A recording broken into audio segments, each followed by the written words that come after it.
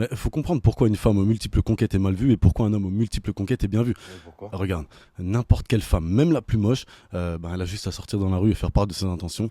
Dans la journée, elle aura ce qu'elle recherche, tu vois. Alors que n'importe quel homme, même le plus beau, devra forcément rentrer dans un jeu de séduction. Je parle pas de prostitution ou autre, hein, ça c'est autre chose.